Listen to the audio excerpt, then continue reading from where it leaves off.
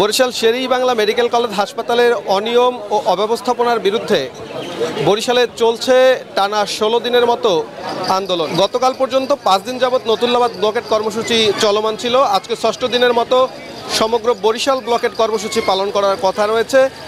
গতকাল ১৫তম দিনে এসে দুইজন শিক্ষার্থী যারা এবছর সদ্য এসএসসি পরীক্ষা দিয়েছেন, তারা বরিশাল শের-ই-বাংলা মেডিকেল কলেজ হাসপাতালের অনিয়ম, অব্যবস্থাপনা ও দুর্নীতির বিরুদ্ধে ৬ দফা দাবি নিয়ে অনশনে বসেছিল।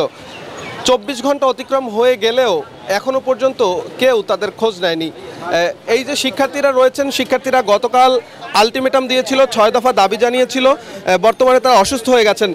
তারা দাবি করছেন গতকাল রাতে বরঞ্চ তাদেরকে এখান থেকে উঠিয়ে নেওয়ার জন্য, তাদেরকে এখান থেকে সরিয়ে নেওয়ার জন্য তাদের সাথে অসৎ আচরণ করেছে এখানকার যারা আর্টস এবং আয়া রয়েছে তারা। এর বাহিরে বিভিন্ন যেই চক্র রয়েছে যারা আসলে এই আন্দোলনকে থামিয়ে দিতে চায়, সেই চক্রগুলো কিন্তু একাধিকবার চেষ্টা করেছে তাদেরকে বিভিন্ন গুজব ছড়িয়ে তাদেরকে এখান থেকে সরিয়ে দেওয়ার জন্য। কিন্তু এই যে দুই শিক্ষার্থী এই মুহূর্তে আমরা দেখাচ্ছি আপনাদেরকে, এই দুই শিক্ষার্থী তাদের কথা কর্ণপাত না করে তাদের চলমান যেই অনশন, আমরণ অনশন কর্মসূচি সেটি তারা পালন করে যাচ্ছে। আপনাদেরকে যদি দেখানোর চেষ্টা করি, এই দুই শিক্ষার্থী প্রায় ২৫ ঘন্টার বেশি, অর্থাৎ গতকাল সকাল ৯টার কিছু পরে তারা শের-ই-বাংলা হাসপাতালের যেই অনিয়ম অব্যবস্থাপনা আছে তার বিরুদ্ধে ৬ দফা দাবি জানিয়ে তারা এখানে অনশনে বসেছিল। আজ সকাল 11:30 12টা পেরিয়ে গেলেও এখনও পর্যন্ত তারা তাদের যেই কাঙ্ক্ষিত দাবি, সেই দাবির পক্ষে তাদের সাথে কথা বলার জন্য কাউকে পায়নি। আমরা যদি আসলে এই আন্দোলন যিনি শুরু করেছিলেন বরিশালের সন্তান মহিউদ্দিন রনি, আমরা একটু মহিউদ্দিন রনির সাথে কথা বলার চেষ্টা করব। তিনিও কাল বিকালে এসেছিলেন, তার উপরেও গত পরশুরাতে হামলা হয়েছে। আমরা একটু মহিউদ্দিন রনি ভাইয়ের সাথে কথা বলতে চাই। রনি ভাই, শিক্ষার্থীরা কি মরে গেলে পরে প্রশাসন আসবে কিনা, কি বলবেন আপনি? আসলে আমরা স্পিচলেস এখন। ওদের যে স্পিড, আমরা ওদের স্পিডকে সম্মান করে এখানে এসে বসে আছি, কিন্তু আমরা আসলে চাই নাই যেরকম একটা অনশন হোক। কেননা এরা এতটাই ভীতু যে এরা আসলে সিন্ডিকেটকে ভয় পাচ্ছে, দালা চক্রকে ভয় পাচ্ছে। এরা আসলে এই দালা চক্রকে ভাঙতে চাচ্ছে না বা পারছে না। যদি পারতো তাহলে এতদিনে বরিশালে আসতো। কিন্তু আজকে আমাদের ছোট ভাইরা বসে আছে। আমরা তো নিজের এখন চিন্তা করতেছি ওদের যদি কিছু হয় আমরা কি করব। এটা দায়ভার তো সম্পূর্ণ স্বাস্থ্য উপদেষ্টাকে নিতে হবে। যদি ওদের কিছু হয় মাথায় রাখতে হবে। ডায়ালগ সুবাসিত টয়লেট ক্লিনার, যার পাওয়ার প্লাস ফর্মুলা টয়লেটের কোনায় কোনায় পৌঁছে 99.99% জীবন ধ্বংস করে।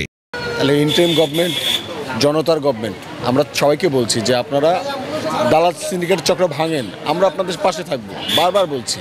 তো এখন এই বাচ্চা ছেলেরা রাস্তা নেমে গেছে, স্কুল কলেজের শিক্ষার্থীরা রাস্তা নেমে গেছে, তারা অনশন করছে। এখন এই দায়ভার এখন কে নেবে? এই দায়ভারটা এখন ইন্টারিম গভর্নমেন্টের স্বাস্থ্য উপদেষ্টাকে নিতে হবে। তিনি এই সমস্যার সমাধান কেন করতে পারছেন না, এটা তাকে বলতে হবে। আর যদি তিনি না পারে, তিনি বলুক, ঠিক আছে, তিনি পদত্যাগ করুক, অন্য কাউকে দায়িত্ব দিক। তাহলে কিন্তু এই ওদের জীবনের উপরে রিস্কটা কেন নিচ্ছে আমি বুঝতে পারছি না। উনি কেন এই গেমটা খেলছে আমরা জানি না। আমরা স্পিচলেস, আমরা কী করবো আমরা বুঝে উঠতে পারতেছি না। আমরা সবাইকে বলবো যে আপনারা বাংলাদেশের প্রত্যেকটা মানুষ ভয়েস রেজ করেন যে আমাদের সমস্যার সমাধান করা দরকার। যেমন এই স্কুল কলেজের শিক্ষার্থীরা যদি বুঝতে পারে যে এটা আমাদের মৌলিক অধিকার, এটা আমাদের নৈতিক দায়িত্ব, আমাকে রাস্তায় নামতে হবে, তাহলে আমরা কি ভোতা হয়ে গেছি? আমাদের মা বাবার কি হয়ে, মানে আমাদের মা বাবারা কি মানুষ? আমরা যে মানুষ এটাকে ভুলে গেছি আমরা। 1 বছরের মধ্যে কীভাবে ভুলে গেলাম যে এত বড় একটা ছাত্র জনতার বিপ্লব হয়েছে, এত বড় একটা অভ্যুত্থান হয়েছে। আমাদের প্রত্যেকের রাস্তা নামা উচিত, ওদের পাশে এসে দাঁড়ানো উচিত। আমাদের প্রত্যেক অভিভাবককে এখানে পাশে এসে বসা উচিত। আর যদি আমাদের মনে হয়, আমরা বিশ্বাস করি আমাদের ভাইদের আমরা কিছু হতে দিব না, আমাদের ভাইদেরকে আমরা দৃঢ়ভাবে বিশ্বাস করি, আমাদের ভাইদেরকে আমরা কোনো কিছু হইতে দিব না, আল্লাহ ভরসা। এবং যদি ওদের কোনো রকম ক্ষতি, আমরা সারা বরিশালবাসী গণ অনশনে চলে যাব। যদি ওদের কিছু হয় তাহলে মনে রাখতে হবে উপদেশটা কিন্তু, মানে মানুষ যখন তার বিপদ ঘনিয়ে আসে, পতন ঘনিয়ে আসে, তখন সে পদে পদে ভুল করে। আমরা এটা বিশ্বাস করি, আমরা এটা জানি, যেটা শেখ হাসিনাও করেছে। তো উপদেষ্টা যেন এমন ভুল না করে, সে যেন অতি দ্রুত এই সমস্যার সমাধান করে, আমরা এটাই আশা করছি তার কাছ থেকে। দর্শক শুনছিলেন, মহিউদ্দিন রনি বলছিল এই যে দুই শিক্ষার্থী অনশনে বসেছেন তারা সদ্য এসএসসি পরীক্ষা দিয়েছেন। আমরা যদি একটু কথা বলতে চাই, যুক্ত করতে চাই এই দুই শিক্ষার্থী যারা অনশনে বসেছেন তাদের সাথে।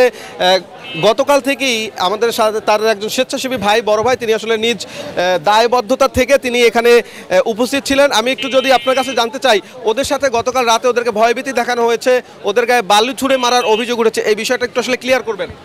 আমরা গতকাল রাত্র 10টার দিকে ওর সাথে সাক্ষাৎ করতে আসি। তখন এসে আমরা একটা গুজবের মতো শুনতে পাই যে এখানে ওদেরকে রাতে উপর হামলা হতে পারে অথবা গুম করা হতে পারে, এবং ওরা অনিশ্চয়তা ভুগছিল। তাই ওদেরকে আতঙ্কিত দেখে আমরা স্থানীয় ইসলামী আন্দোলনের কয়েকজন দায়িত্বশীল তারা সারা রাত্রি ওদেরকে নিরাপত্তা নিশ্চিত করার জন্য আমরা পাহারা দিয়েছি, এবং ভোররাত্রে অর্থাৎ ফজরের পরে ওদেরকে গায়ে বালু মারা হয়েছে ওই আয়াবু ওদের দ্বারা। কিন্তু সারা রাত্রে ওরা আতঙ্কিত ছিল, কেউ ঘুমাইতে পারে না সারা রাত্র, এবং একটা অনিশ্চয়তার ভিতরে ছিল ওরা, যে যেন ওদের নিরাপত্তা হুমকি ছিল আর কি। দর্শক শুনলেন যে শিক্ষার্থীরা অনশনে বসেছেন, তাদের প্রত্যেকের বয়স 15 থেকে 16 বছরের মধ্যে, বলতে পারেন অপ্রাপ্ত বয়স্ক শিক্ষার্থীরা। তারা বরিশাল শের-ই-বাংলা মেডিকেল কলেজ হাসপাতালের অনিয়ম, অব্যবস্থাপনা ও দুর্নীতির বিরুদ্ধে সোচ্চার হয়েছে।